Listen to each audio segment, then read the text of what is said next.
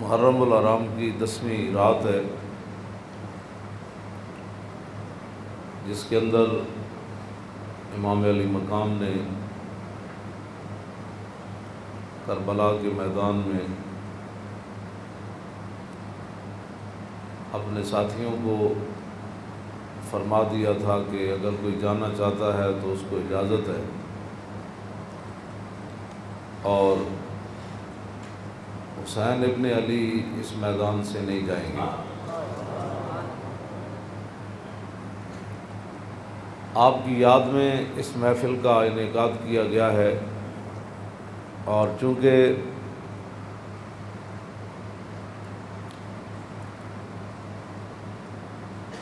ہر آدمی اب دین کے بارے میں اپنی ایک خصوصی رائے رکھتا ہے،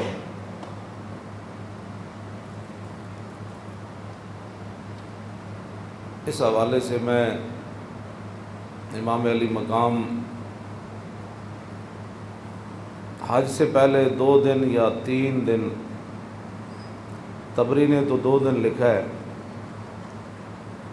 کہ حج شروع ہونے سے پہلے 2 دن امام علی مقام مکہ مکرمہ سے کربلا کی طرف روانہ ہوئے۔ حج شروع ہونے سے صرف 2 دن باقی رہ گئے۔ آپ کو راستے میں ہی پتہ چل گیا تھا کہ صورتحال وہاں ٹھیک نہیں ہے، لیکن آپ چلتے رہے یہاں کے تک کہ آپ قادسیہ جو ہے اس کے قریب آ گئے۔ حر بن یزید 1000 کا لشکر لے کر قادسیہ کے میدان میں آیا، اور امام علی مقام کو اس نے آ کر روکا۔ 1000 کا لشکر لے کر اس نے امام علی مقام کو روکا۔ اس دوران نماز ظہر کا وقت ہو گیا۔ امام علی مقام نے حجاج بن مسروق الجوفی کو، جو آپ کے ساتھی تھے، فرمایا کہ آپ اذان دیں۔ جب اذان ہو چکی، اقامت کا وقت آیا، تو امام علی مقام نے تہہ بند باندھا ہوا تھا اور آپ نے اوپر چادر اوڑھی ہوئی تھی، تو نماز پڑھانے کے لیے تشریف لائے۔ جب تکبیر تحریمہ ہو چکی تو امام علی مقام نے حر بن یزید کو فرمایا کہ اگر تو چاہتا ہے کہ ہمارے ساتھ نماز پڑھے تو تجھے حسین روکتا نہیں ہے، نماز پڑھ لے میرے ساتھ، اور اگر تو حسین کو چھوڑ کر دوسرے جگہ جا کر نماز پڑھنا چاہتا ہے تو جا کر نماز پڑھ لے۔ تو اس نے کہا نہیں، نماز تو میں آپ کے ساتھ پڑھوں گا، لیکن معاملہ یزید کے ساتھ ہی رکھوں گا۔ یہ ہے وہ بات جو میں کرنے لگا ہوں۔ اس نے کہا نماز میں آپ کے ساتھ پڑھوں گا، لیکن میں ملازم یزید کا ہوں۔ اس نے امام علی مقام کے پیچھے نماز پڑھی، اور نماز پڑھنے کے بعد پھر وہ امام صاحب فرمایا کہ یہ تمہارے خطوط ہیں۔ آپ نے 2 بڑے بڑے تھیلے جو ہے وہ اپنے غلام کو فرمایا کہ لاؤ، یہ میرا راستہ روک رہے، تو یہ تو تمہارے لکھے ہوئے خطوط ہیں، جن خطوط کی وجہ سے میں آیا۔ آپ نے ان کے سامنے یہ خط جب رکھے تو وہ کہنے لگا کہ یہ بات آپ کی ٹھیک ہے، یہ خطوط آپ کے پاس آئے ہیں۔ فنشرا بین یدیہم، پورے لشکر کے سامنے آپ نے وہ خط ایسے رکھے، فرمایا یہ دیکھو تمہارے خط ہیں۔ قال الحر فإنا لسنا من هؤلاء الذين كتبوا إليك۔ حر بن یزید کہنے لگا کہ میں تو نہیں ہوں نا جنہوں نے خط لکھے، اور نہ یہ فوج ہے جو ہم تو ملازم ہیں، ہم تو تنخواہ لیتے ہیں، کلمہ آپ کے نانا جان کا ضرور پڑا ہے، لیکن تنخواہ کی مجبوری ہے۔ ہم آپ کو اگلی بات جو اس نے کہی، اس نے کہا کہ ہماری مجبوری یہ ہے کہ وَقَدْ أُمِرْنَا إِذَا نَحْنُ لَقِينَاكَ أَلَّا نُفَارِقَكَ حَتَّى نُقَدِّمَكَ عَلَىٰ عُبَيْدِ اللَّهِ بْنِ زِيَادٍ۔ وہ کہنے لگا کہ ہماری یہ ڈیوٹی لگی ہے کہ ہم اس وقت تک آپ کو گھیرے میں رکھیں گے جب تک آپ کوفے جا کر ابن زیاد کے ہاتھ پر بیعت نہیں کر لیتے۔ ہم یعنی محاصرہ کر لیا نا، اس کا معنی یہ ہے انہوں نے آپ کو گھیرے میں لے لیا، امام علی مقام کو۔ تو وہ کہنے لگا کہ ہم آگے جو بات کی نا، اللہ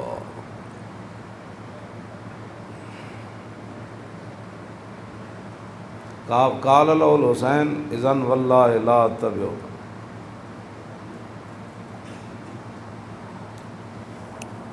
امام علی مقام فرماندے جے تو مینوں انج کرنا ہے نا بھائی تو ابن زیاد کو لے جانا ہے تو حسین تیرے نال کدی نہیں جائے گا.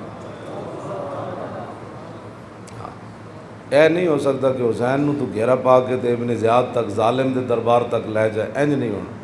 فقال الحر اذن واللہ لا ادعوک. امام علی مقام بھی قسم چکی تے ملازمت کتنی عجیب چیز ہوندی. وہ اور بھی کہنے لگا واللہ میں تانوں چھڈنا پھر کوئی نہیں، تسی نال جانا پینا. فتراد القول ثلاث مرات.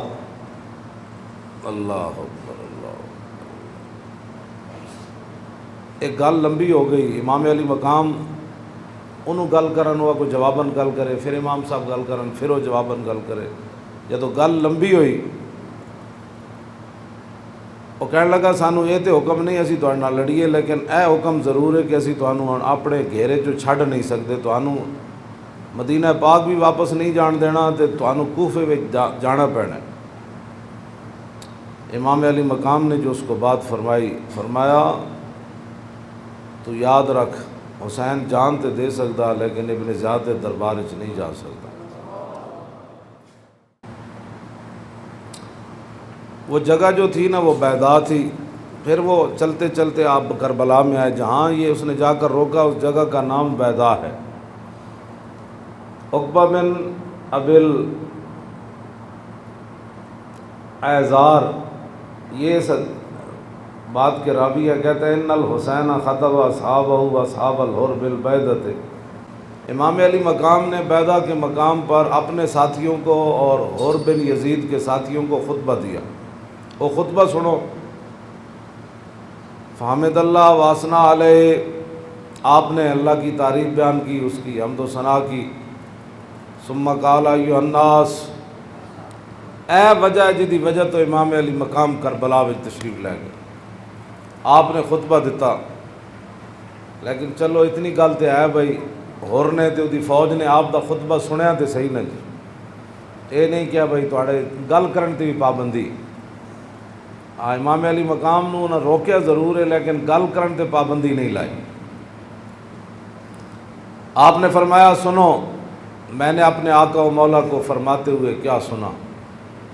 آپ نے فرمایا جس آدمی نے ظالم بادشاہ کا زمانہ پایا، ایسا ظالم مستحلا لحرم اللہ، جو اللہ کی حرام کردہ چیزوں کو حلال قرار دیتا ہو، ناقصا لعہد اللہ، اور اللہ کے عہد و پیمان کلمہ پڑھنے کے بعد جو اس نے عہد و پیمان باندھے تھے ان کو اس نے توڑ دیا ہو، مخالفا لسنت رسول اللہ، اور رسول اللہ کے طریقے کا وہ مخالف بن گیا ہو، اور یعمل فی عباد اللہ بالاسم والعدوان، اور اپنی رعایا کے اندر گناہ اور ظلم اور زیادتی کو رواج دے رہا ہو. آگے کیا فرمایا؟ فرمایا میں نے اپنے نانا جان سے سنا، فلم یغیر علیہ بفعل ولا قول، اور اس وقت آدمی جو طاقت رکھتا ہو وہ اپنے ہاتھ کے ذریعے اور اپنی زبان کے ذریعے اس ظالم کا اس نے راستہ نہ روکا، اور وہ خاموش بن کے حالات کے مطابق اپنی زندگی بسر کرتا رہا. تو فرمایا میرے نانا جان نے فرمایا کان حقا علی اللہ، اللہ رب العالمین اس بات پر قادر ہے کہ وہ اس ظالم کے ساتھ خاموش رہنے والوں کو بھی سزا دے دے. یہ آپ نے بات، اس وجہ تو آئے آپ امام علی مقام. فرمایا میرے نانا جان نے فرمایا فلم یغیر علیہ بفعل ولا قول، چپ رہے، حالات نہیں ٹھیک کہ اس ظالم دا زمانہ ویکھ دے رہے. تو فرمایا جتھے رب ظالم نو داخل کرے گا وہ چپ رہنے والے نو اتھے ہی داخل کرے. ہن سمجھ آئی جڑے آدمی کہندے ہیں کہ اسلام امن کا درس دیتا ہے. امام علی مقام کی فرمایا اسلام امن کا درس دیتا ہے. آپ نے فرمایا میں اپنے نانا جان کو سنیا جتھے ظالم جائے گا اتھے چپ رہنے والے بھی نال ہی جان. تو اس واسطے اگلی گل آپ نے فرمایا اللہ، فرمایا پھر حسین کیوں آیا کربلا وچ اللہ. پھر وہ پورے 1000 فوج نو خطاب کر دیا اپنے ساتھیوں نو، فرمایا اللہ وَإِنَّ هَؤُلَاءِ قَدْ لَزِمُوا طَاعَةَ الشَّيْطَانِ. فرمایا یزید دے یاراں نے شیطان دی اطاعت شروع کر دیتی، وَتَرَكُوا طَاعَةَ الرَّحْمَانِ، اور اللہ کی اطاعت کو انہوں نے چھوڑ دیا، وَأَظْهَرُوا الْفَسَادِ، اور انہوں نے پوری سلطنت کے اندر فساد کو برپا کر.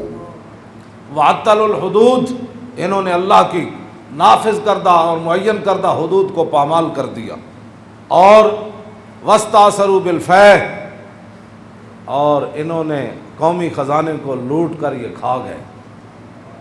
پاناما لیکس ہو گیا، لوٹ کر کھا گئے قومی خزانے۔ واستاثروا، آپ نے یہ لفظ فرمایا قیامت تک کہ جڑے قومی خزانے نو لٹتے ہون اس ویلے جڑے چپ رہن نال حصہ وصول کرن، اور 120 ہلکے مذہبی جماعتاں نال دوسرے دے کھڑیاں ہو جان تاریخ لبیک دے مقابلے چ، کیونکہ ان کی مجبوری تھی۔ تو ادھر حسین ابن علی کے مقابلے میں آنے کی بھی حر بن یزید کہنے لگا نماز میں آپ کے ساتھ پڑھوں گا لیکن تنخواہ میں یزید کی لیتا ہوں۔ حسین دے پیچھے پڑھ کے بھی کسی نو دین نماز سمجھ نہ، نماز پیچھے پڑھ کے بھی دین سمجھ نہ آیا تے تسی اج کی سمجھ دیو 1400 سال تو بعد ساڑیاں تقریراں سن کے کسی نو اے تے رب دا فضل ہوے تے او دا کرم ہوے تے کسی دا دل کھول دے تے انہوں حق ول لیاوے، اے تے پھر بات ہے نا، ورنہ حسین ابن علی سامنے کھڑے ہون جی تے رسول اللہ دے نال مشابہت بھی رکھ دے ہون جسمانی بھی،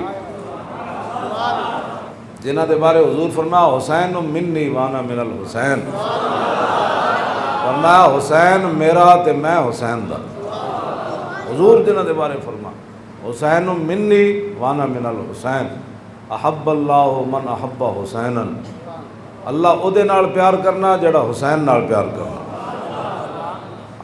حسین سبت من الاسباط، اور حسین خاندان نبوت کے چشم و چراغ ہے، اور حضور نے فرمایا ان الحسن والحسین سیدہ شباب اہل الجنہ، فرمایا یقیناً اس بات میں کوئی شک نہیں کہ حسن اور حسین دونوں جنتی جوانوں کے سردار ہیں، جن کی زبان رسول اللہ نے خود چوسی ہو، اور جن کو ممبر پر بیٹھ کر حضور نے حسن اور حسین کو آتے ہوئے دیکھا اور وہ لڑکھڑا کر آ رہے تو حضور نے خطبہ چھوڑ کر دونوں شہزادوں کو اٹھا لیا ہو، جن کی یہ شانیں ہوں، ان کے پیچھے نماز پڑھ کر بھی کوئی دین کو نہ سمجھے اور پھر جا کر ڈیوٹی پر کھڑا ہو جائے حسین کو روکنے کے لیے۔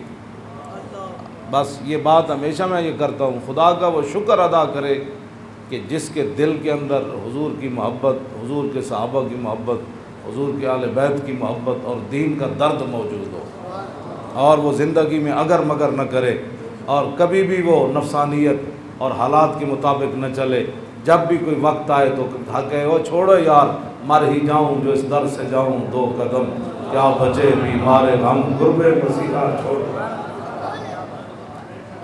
تو یہ بات لوگ کہتے ہیں جی وہ فلاں نہیں مانتا، فلاں نہیں مانتا، او جی فلاں بندہ نہیں مانتا، تو بتاؤ حسین سامنے کھڑے ہوں گفتگو ایسی فرما رہے ہوں، ہاں جی، اور حسین ابن علی کی زبان سے اپنے ایک تو میں صدیوں کے بعد ایک گرا ہوا انسان حدیث پڑھوں تو آپ میرے پڑھتے ہوئے ہی آپ اشش کر اٹھے، کیا میں پڑھ دیں وہ لمبی حدیث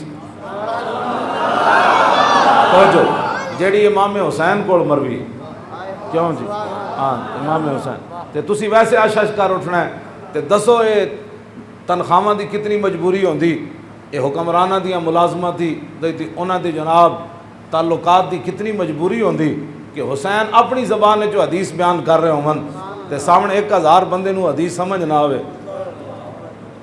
پورا خطبہ آپ نے دیتا نا، آپ نے یہ تو نہیں فرمایا میں یہ کہندا، فرمایا میں اپنے نانا جان نو فرماندے ہوئے اے سنیا، تے پھر بھی 1000 بندے وچوں کسی نو سمجھ نہ آوے اور پھر بھی وہ امام علی مقام دا راستہ روک کے کھڑے ہو جان۔ جدو امام علی مقام چلے تے آپ نے فرمایا بھئی کی مسئلہ ہے؟ انہوں نے کہا جناب تسی ہن دائیں بائیں نہیں جا سکتے، ہن اسی محاصرہ تہاڈا کر لیا، ہن تانوں ابن زیاد کو جانا پینا۔ ہاں جی، یہ میں بہت ساریاں گلاں حذف کردا وچوں تاکہ تواڈے ذہن دے مطابق گلاں کراں، میں وہ تو جگر پھٹتا ہے جڑیاں گلاں وچ لکھی ہوئیاں، ہاں لیکن میں وہ صرف اتنا ہی گل کرنا جتنا تہاڈا ذہن قبول کرے۔ ہاں کلم الناس علی قدر عقولہم، جیو جی مخلوق بیٹھی ہوئے ادنا گل، یہ علماء دی امانتاں بہت سارے علم جڑے اسی تواڈے سامنے ظاہر نہیں کردے، اسی تواڈے چھپا چھپا کے گلاں کردے اتنی ہی کہ جتنا تواڈوں ہضم ہو جاون گلاں۔ حسین کھڑے ہون تے انہاں دا محاصرہ کر لیا جائے تے نمازاں حسین پیچھے پڑھن تے مجبوری تنخواہ ہوئے تے یزید دی مجبوری بن جائے، اور دسو پھر حسین دا صبر ہی دسی جڑا مار گیا سارے۔ ہاں جی کیوں یہ پھر جو یہ جڑے یزیدی ٹولا ہے یہ کہندے جی وہ سلطنت واسطے گئے سن. اقبال کہندا مدعا یا سلطنت بودے اگر خود نہ کر دے بات چنی سامان سفر. اقبال کہندا جی حسین سلطنت واسطے گئے ہوندے تے جلیا شیر خار پتر لے کے تے کدی نہیں کوئی جنگ وچ گیا. ہاں جی تا قیامت قطع استبداد کر اور موج خون او چمن آباد کر. اقبال کہندا اے تے حسین ابن علی دا ہی کام سی تا قیامت ظالمہ دا پنجا توڑ گئے. ہاں جی پوری سلطنت ایک طرف کھڑی ہوئے تے حسین کلے بھی انہاں دا پنجا توڑ دیں دے. ہاں جی اقبال کہندا تا قیامت قطع استبداد کر اور خون موج او چمن آباد کر. تو اقبال کہندا تینوں پتہ ہے اس کھیت نو تے اس چمن نو خون کون دے کے آباد کر گیا قیامت تک؟ اقبال کہندا وہ حسین ابن علی کر گیا قیامت تک.